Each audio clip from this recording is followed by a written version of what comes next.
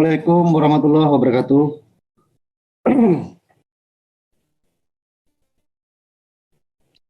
Waalaikumsalam warahmatullahi wabarakatuh. Waalaikumsalam. Dengar ya suara saya? Dengar, Pak.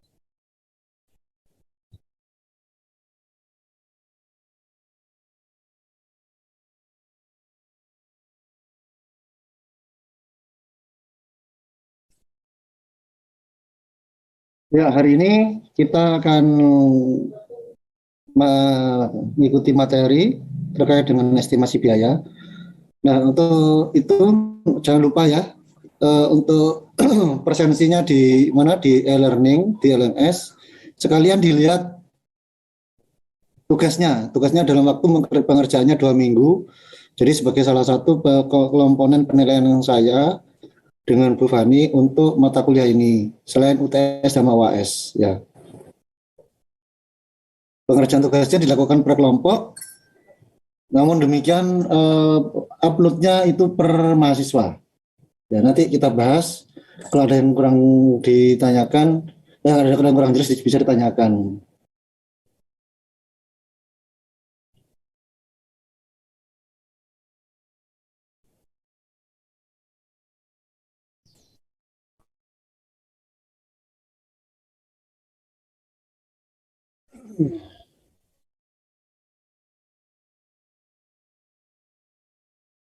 Baik, saya share ya.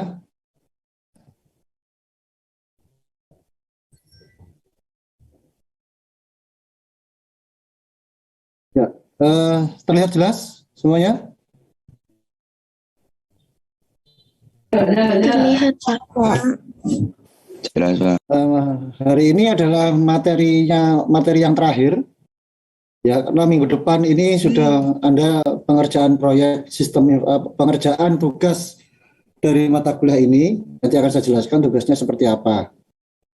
Nah, materinya adalah estimasi biaya perangkat lunak, di mana estimasi itu merupakan pengukuran yang didasarkan pada hasil secara kuantitatif atau dapat diukur dengan tingkat akurasinya, ya. Jadi lakukan estimasinya itu melakukan prediksi atau meramal mengenai output dari proyek yang kalian buat berdasarkan jadwal, ya, usaha-usaha atau resource yang digunakan, biayanya, resikonya apapun, tolong itu nanti dihitung semuanya, estimasi perangkat lunaknya, ya. Kemudian estimasi biaya atau disebut dengan RAB, ya, itu dibutuhkan untuk pengerjaan sebuah proyek. Biasanya tapi ini sudah ada di KAK, ya. Jadi di KAK itu sudah muncul biaya-biaya pengembangan perangkat lunak. Namun demikian kalau Anda membuat rencana anggaran biaya sendiri, maka itu harus diperhitungkan secara matang segala sumber daya yang digunakan dalam pembuatan proyek perangkat lunak, mulai dari tim, jadwal, perangkat keras, perangkat lunak yang digunakan, kemudian risiko-risiko apa saja yang akan ditanggung oleh pengembangan proyek itu harus diestimasi sehingga muncul sebagai suatu rencana anggaran dan biaya. Nanti saya tunjukkan.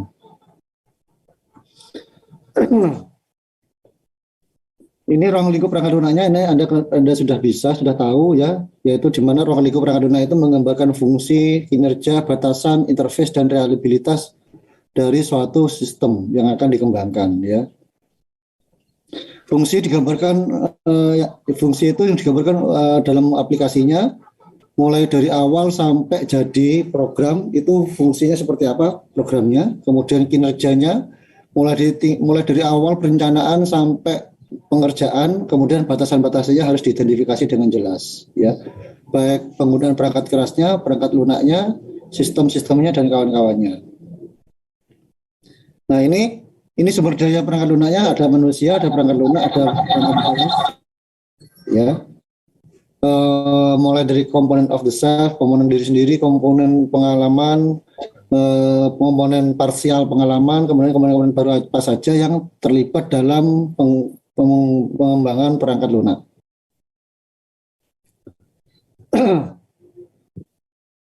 Nah, untuk melakukan estimasi biaya dapat dilakukan dengan cara ini, ya. Biasanya menunda menunda estimasi sampai akhir proyek. Jadi biasanya anggaran ada juga yang programnya membuat anggaran biayanya itu di akhir proyek. Ya, kalau proyeknya sudah selesai, aplikasinya sudah selesai baru dihitung. Ada yang seperti itu. Atau mungkin menggunakan cara kedua yaitu mengestimasi ya, meramal dengan proyek yang mirip sebelumnya. Kalau ada proyek-proyek pengembangan misalnya sama-sama sistem informasi akademik, fitur-fiturnya, modul-modulnya itu mirip sama, maka bisa digunakan seperti ini.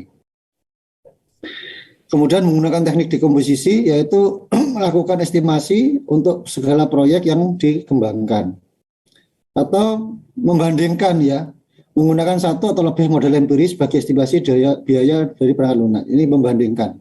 Jadi empat cara ini bisa digunakan untuk mengestimasi biaya dalam pengembangan perangkat lunak.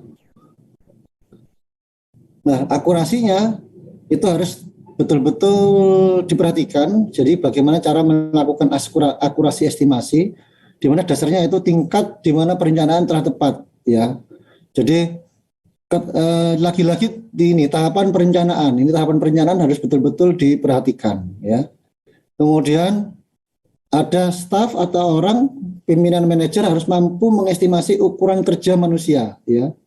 Job desk-nya apa, pekerjaannya apa, workflow-nya seperti apa, work time-nya seperti apa, jadwalnya seperti apa, biayanya berapa, nanti saya tunjukkan ya. Kemudian ada tingkat di mana proyek lingkungannya itu mendukung. Contohnya yaitu support dari stakeholder, support dari sponsor dan kawan-kawannya. Ini juga bisa dilakukan estimasinya ya. Kemudian stabilitas, apakah pengembangan proyek perangkat lunak itu tidak banyak perubahan, stabil ya, tidak banyak perubahan-perubahan baik fungsional, jadwal dan biayanya. Nah ini semoga ini bisa membantu dalam dalam waktu untuk pembuatan perangkat lunaknya. Nah ini ada seorang ahli dari Putnam dan Myers mengusulkan penentuan ukuran, yaitu mulai dari fuzzy logic sizing ya. Ini yang kedua adalah function point sizing, standard component sizing, change sizing. Nah, nanti saya tunjukkan yang menggunakan standard component sizing. Kita memiliki standard component sizing, contohnya ya. Ini ini salah satu contoh perhitungannya menggunakan data baris code, log dan titik fungsi, fungsional softwarenya. Ini rumusnya, ya. Dan seperti ini. Kemudian ini rumus-rumusnya juga, estimasi berbasis function point, ya. Kemudian ini ada yang terkenal yaitu menggunakan constructive cost model atau disebut dengan COCOMO, ya. Pernah dengar ya? COCOMO ini dikenalkan oleh Bohm pada tahun 81. Sekarang sudah menjadi COCOMO 2, ya. Di mana COCOMO ini merupakan suatu model untuk melakukan estimasi biaya, usaha, dan jadwal dalam pengembangan perangkat lunak. Ya. Kemudian ini yang COCOMO 2, ya, model COCOMO dasar dan seterusnya. Nah, ini saya tunjukkan contohnya, ya. Sebentar. Ini menggunakan standar, ya. Ini menggunakan standar dari pemerintah. Pernah tahu? Ada yang pernah tahu seperti ini? Ini namanya adalah harga perkiraan sendiri, ya. Contohnya adalah programnya adalah program peningkatan layanan rumah sakit, di mana kegiatannya adalah program pengembangan sistem informasi, pekerjaannya adalah pengembangan sistem informasi manajemen rumah sakitnya adalah rumah sakit EGZ. Nah, ini pada nomor 1, 2 ada biaya langsung dan biaya langsung personel dan biaya langsung non personel. Ini ada tenaga ahli, tenaga teknik, tenaga pendukung dan kawan-kawannya. Ada biaya langsung non personel, ada administrasi, ada biaya mobilitas, biaya dokumen, biaya transportasi dan kawan-kawan. Ini bisa dilakukan sebagai rujukan, ya. Ini rekapitulasinya pakai ini. Kemudian nanti rinciannya seperti ini. Nah, ini rinciannya. Ini. Nah, ini biaya langsung personel, ini ya, biaya langsung personel. Ini biaya langsung non personel. Biaya langsung personel itu ada tenaga ahli tadi, ada tenaga teknik, ada tenaga pendukung, ya. Tenaga ahlinya Misalnya tenaga ahli SKA, SDA, ahli muda, pendidikannya minimal S1, ya. Jumlahnya berapa? Jumlah bulannya berapa bulan, ya. Harga satuannya berapa? Ini hitungannya seperti itu. Kemudian tenaga teknik ada estimator, analis sistem, misalnya operator, basis data, seterusnya ya. Ada SMK, tenaga pendukungnya, nanti dijumlah sejumlah komponen-komponen yang ada. Kemudian biaya langsung non personel, ada administrasi kantor, operasional kantor, ada telepon, listrik, dan kawan-kawan, ada belanja alat tulis, ada biaya mobilitas, biaya kendaraan, sewa kendaraan, biaya dokumen, pembuatan laporan, laporan antara itu laporan antara akhir sama awal, ini laporan pendahuluan, laporan tengah-tengah, laporan akhir, kemudian dokumen induk, kemudian soft copy semua laporan. Nah ini perhitungan-perhitungannya. Ya. Kemudian ini harga satuan tenaga ahli nasional, ini standarnya. Ya, klasifikasi tenaga ahli utama, tenaga ahli madya, tenaga ahli muda, tenaga ahli. Tidak punya SKA, tidak punya sertifikat keahlian. Jadi nanti biasanya adik-adik mahasiswa ini ada sertifikasi BNSP ya. Jadi kalau punya sertifikat BNSP itu gajinya masuk di sini ya. Nih. Ya, tapi kalau tidak punya standar BNSP bisa di sini. Nol. Gitu. Ya. Ini kemudian ini tenaga pendukungnya ya. D3, S1, S2 ini kisarannya, kemudian biaya per bulannya ini ya sekretaris, komputer operator 5 juta dan seterusnya ya. Nah, ini contoh perhitungannya seperti ini. Pendidikan minimal, pengalaman 5 tahun dan seterusnya. Nah, ini berdasarkan tadi standarnya. Seperti itu. Ya. Nah, ini apa namanya? Materi yang dari saya, mungkin ada yang tanyakan, silakan.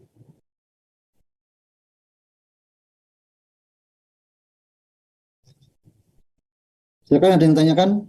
Mas Khairul mungkin? Yunda? Masih belum, Pak. Ya. Oh ya, saya tunjukkan yang ini ya, tugasnya ya.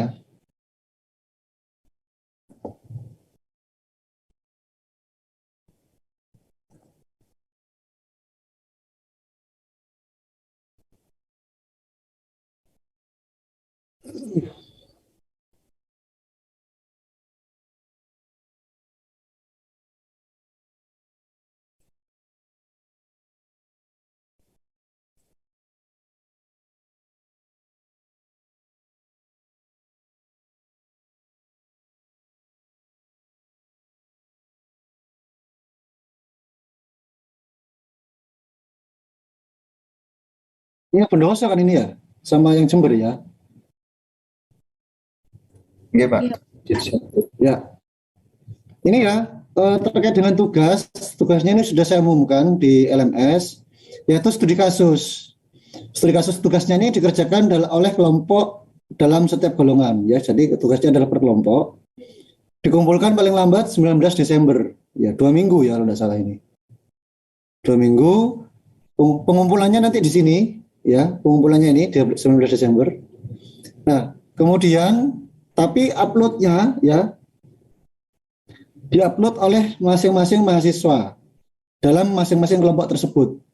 Ya. Jadi bukan seorang manajer yang mengumpulkan, tapi seluruh mahasiswa harus upload ya dengan format NIM _ golongan apa, kelompok ya, kelompok berapa. Tugas dikerjakan dalam bentuk makalah dengan menggunakan kertas A4 times New Roman 12, margin masing-masing 3 cm. Struktur makalahnya ada cover seperti biasa, ada kata pengantar, daftar isi, latar belakang ya. Kemudian ada landasan teori tentang apa namanya, tentang misalnya sistem, tentang misalnya tentang informasi, tentang SPK dan kawan-kawannya itu. Kemudian metodologi penyelesaian masalahnya ini silakan Anda gunakan, boleh prototipe-nya ya, boleh prototyping, boleh Scrum, boleh waterfall ya, untuk menyelesaikan sistem itu seperti apa. Ini bab 3-nya pakai itu. Tapi ini dijelaskan juga tahapan-tahapannya ya. Jadi tidak hanya gambar, tapi tiap tahapan itu harus dijelaskan. Ya.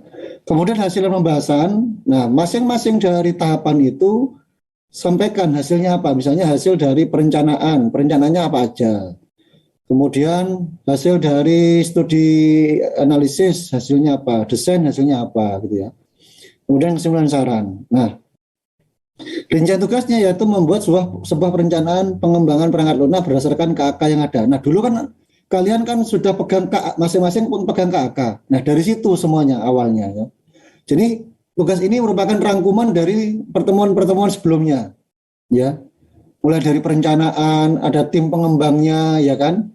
Timnya siapa, kemudian di jadwalnya seperti apa, job desk-nya masing-masing tim seperti apa, metode pengembangan software-nya seperti apa, ya kan? Kemudian metode software quality yang digunakan kan sudah semua sebetulnya ini, tinggal ngerangkum dalam satu makalah, ya.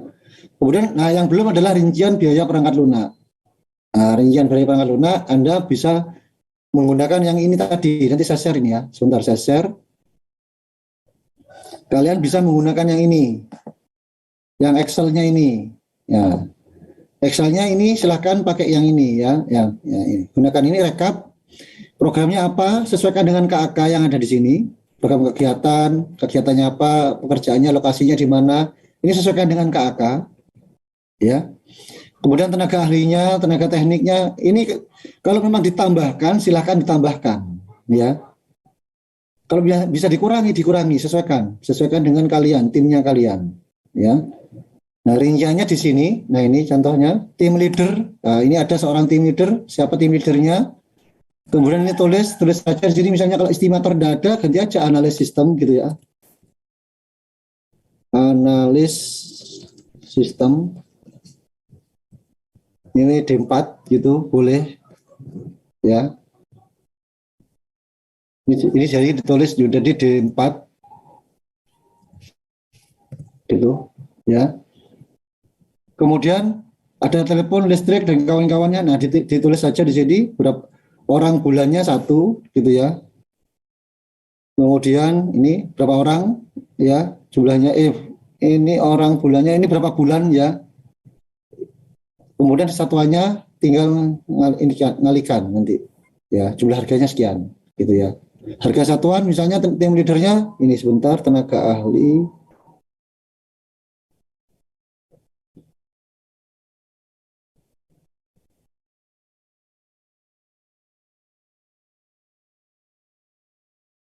Rp16 juta ya, 16.606. Ini langsung aja dilarikan ke sini, diambilkan ke sini ya. Kalikan sama ini. Yes.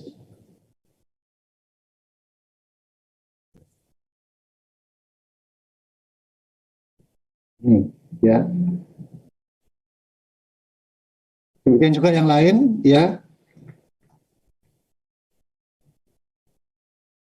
Ya. Kemudian ini langsung aja ikut ke sini tenaga pendukung.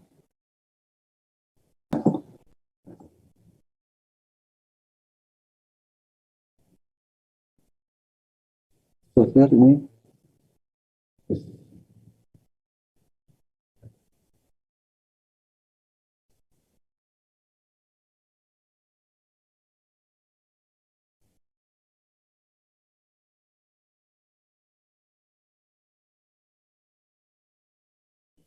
Programmer.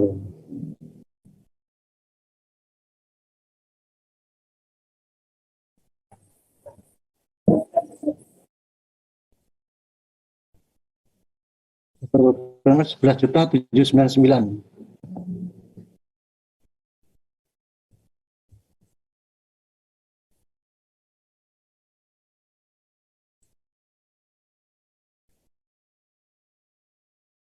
Itu ya nanti ya.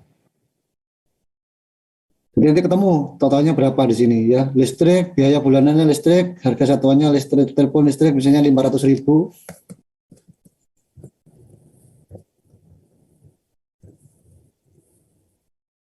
Itu ATK misalnya 150.000.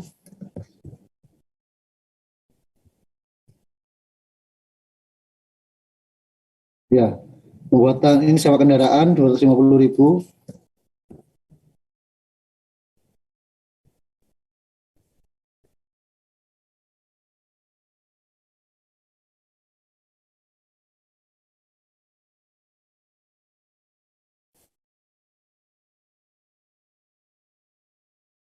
Laporan 100.000.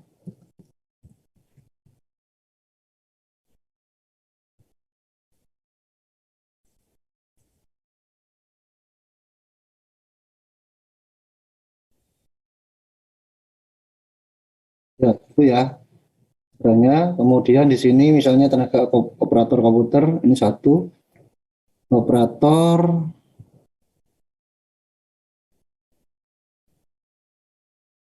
5.593.600.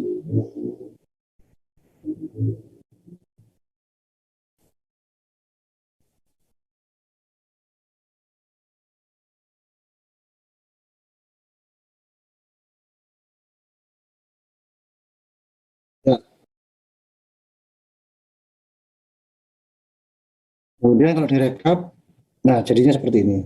Ini tinggal ganti, berapa ini 27, 27.780.000 rupiah. Ya, seperti itu. Ya. Nah, ini yang dimasukkan ke dalam laporan yang akhir, ya. Yang ini tadi.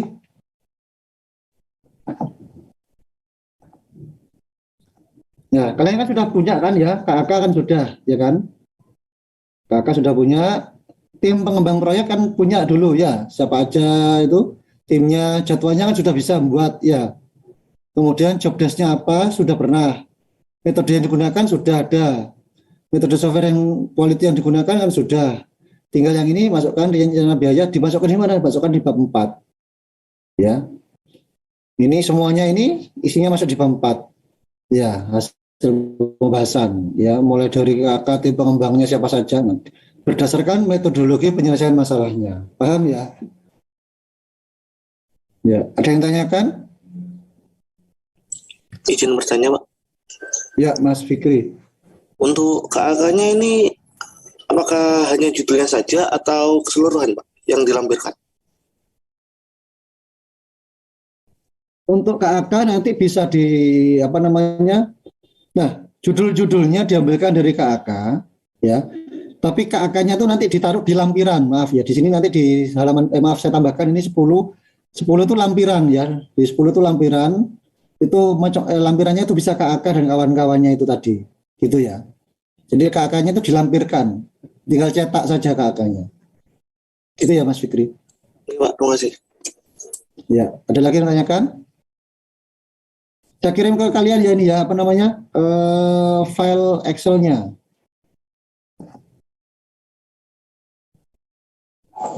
Mohon maaf Bapak, izin bertanya. Iya, iya, silakan. Untuk rancangan biayanya itu apakah terserah kita atau mengikuti Excel yang sudah diberikan, yang nanti diberikan sama Pak Nugroho? Sebaiknya ngikuti saya karena yang ini Excel ini merupakan standar nasional ya. Ini namanya HPS ya. Jadi kalau kalian mengerjakan proyek-proyek dari pemerintahan biasanya menggunakan Excel seperti ini. Ya. Itu. Ini rinciannya. Ini data-data dukungnya ya. Biasanya nanti yang dilampirkan yang dua ya, yang rekap ini yang saya kasih warna merah sebentar. Warna merah sama warna ini biru. Ya. Yang ini ya. Jadi yang muncul itu nanti yang dilampirkan yang rekap ini sama yang rincian ya. Yang ini hanya perhitungan saja. Ini data dukungnya, ini tidak perlu. Ya. Jadi yang merah ini sama yang biru. Ya, dilampirkan. Ya. Seperti itu. Begitu ya Mbak siapa tadi? Iya Pak, baik. Terima kasih Pak. Ya, sebentar saya kirim di grup saja ya.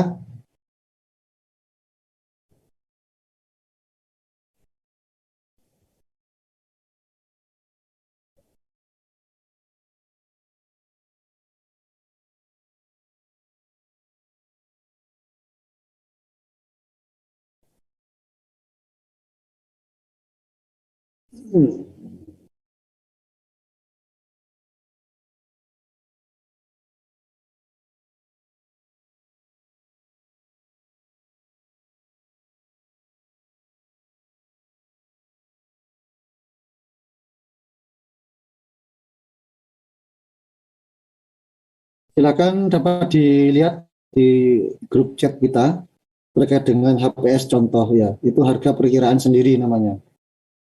Ya.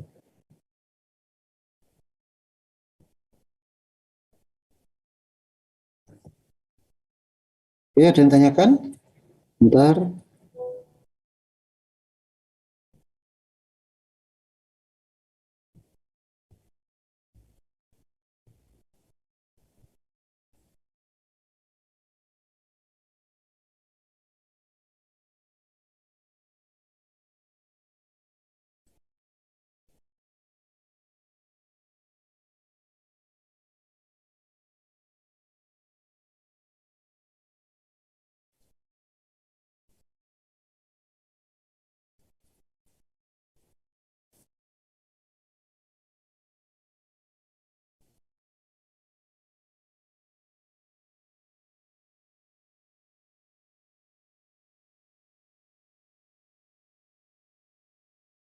Ya, sudah saya masukkan di sini. Setelah daftar pustaka ada lampiran. Nah, itu dilampirkan aja KAK-nya, RAB-nya dilampirkan. Ya, dicetak atau nggak usah dicetak nggak apa-apa. Ini kan nggak perlu dicetak kan. Ini kan apa namanya langsung diupload. Jadi dilampirkan aja filenya ya. Dijadikan satu dalam satu kesatuan. Boleh doc, boleh PDF tugasnya dikumpulkannya. Taruh di paling akhir. Ya.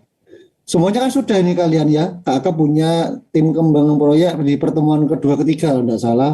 Jadwal sudah kemarin cara membuat jadwal. Nah, mungkin pertanyaannya Pak, jadwalnya apakah saya menggunakan Excel, apakah menggunakan, nah, boleh menggunakan itu apa namanya Mas, capture dari klik ya, klik up boleh ya. Tapi sebaiknya memang anu dulu, pakai Excelnya dulu ya, ada warna-warnanya itu.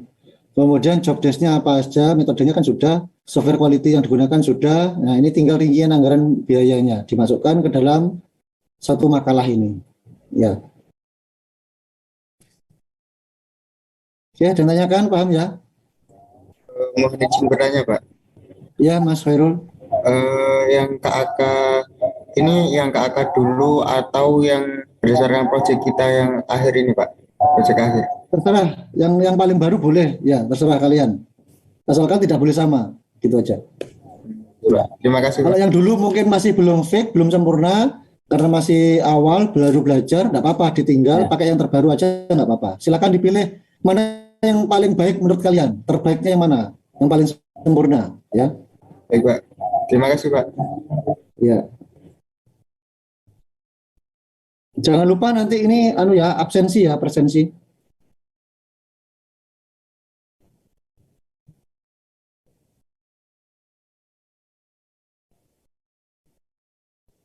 Ada lagi yang ditanyakan?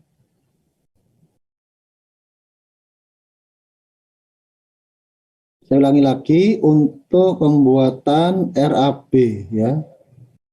Ini rekapitulasinya, rekap. Rinciannya ada di sini. Ini maaf, ini rekapnya.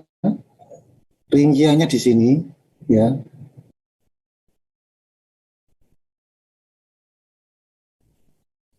Totalnya adalah 27 juta proyeknya, nilainya proyeknya ini gitu ya.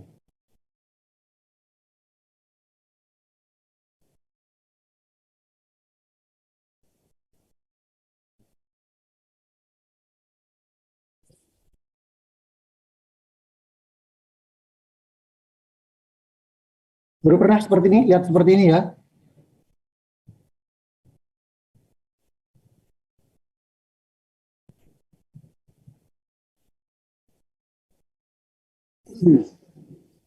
Ada lagi yang ditanyakan?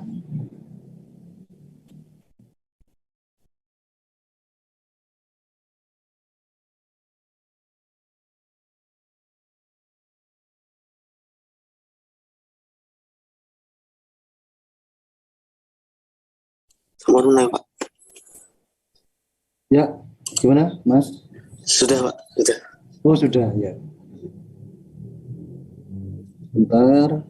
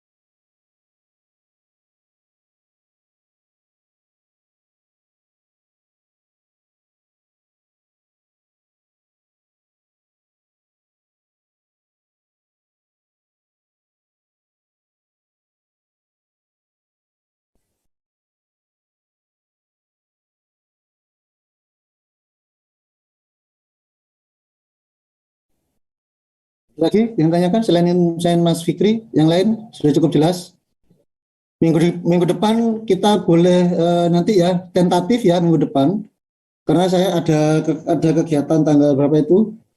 Sebentar saya cek.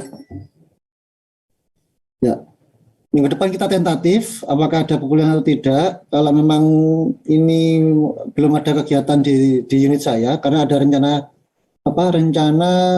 rapat kerja rapat persiapan program kerja tahun 2022. Jadi ini mungkin kita nanti tentatif saja perkuliahannya minggu depan, yaitu membahas tentang progres dari tugas kalian, apakah ada permasalahan atau tidak, ada yang tanyakan seperti apa, itu minggu depan tapi tentatif ya. Kalau memang saya masih pasti minggu depan itu ada jadwal rapat kerja persiapan anggaran tahun 2022, maka perkuliahan itu diadakan, kita langsung presensi saja. Tapi yang jelas tugasnya dikumpulkan paling lambat tanggal 19 Desember sesuai dengan yang ada di LMS itu saja ya. Baik, kalau tidak ditanyakan, saya ini persiapan mau ke jurusan untuk yudisium ya, karena kakak-kakak kalian mau wisuda hari ini. Persiapan untuk yudisium jurusan TI. Ada yang tanyakan? Tidak ada? Ada yang dari Semeru ini ya? Enggak. Ada yang dari Semeru enggak di sini? Ada yang dari Lumajang? Ada Pak. Siapa ya? Mas Rafli. Gimana kondisinya? Tapi untuk di kota masih aman Pak. Alhamdulillah. Ya, kota aman. Adik saya yang ngungsi itu dari Sumber Mujur tadi malam. Ada yang daerah Penanggal?